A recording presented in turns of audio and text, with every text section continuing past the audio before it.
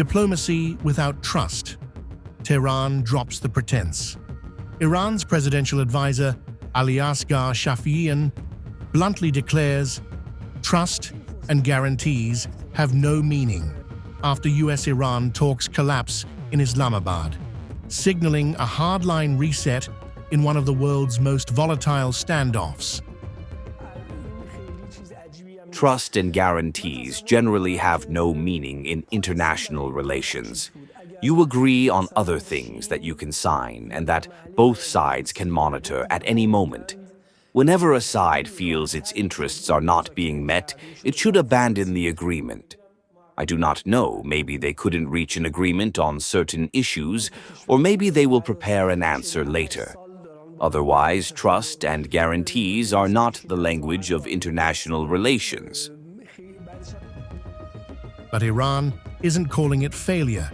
Shafieian says both sides now understand each other's demands, yet slams the process, calling Pakistan too small to mediate. His message: bring in China or Russia if you want a real deal, hinting at a shifting global power play. The opportunity is not lost. Both sides have fully presented their demands and at least gained some understanding of each other's positions. Mr. Kalibaf has noted that, in his view, the Americans now understand Iran's demands, and vice versa, but no decision has been made, which is not surprising.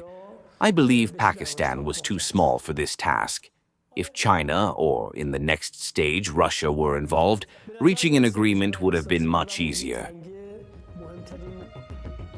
Behind the scenes, the stakes are explosive. A fragile two-week ceasefire holds after a brutal conflict, with Iran reopening the Strait of Hormuz and the U.S.-Israel pausing strikes. But Tehran warns, no deal means consequences for everyone. The conflict is already spilling wider. Iran reveals France is quietly engaging over Lebanon, calling it a moral responsibility, even as Israel intensifies strikes. Prime Minister Benjamin Netanyahu making it clear the ceasefire doesn't apply there. And the real pressure points: nuclear red lines, sanctions, and oil chokeholds.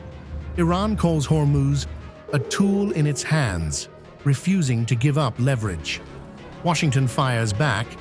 Vice President J.D. Vance calls the failed talks bad news for Iran.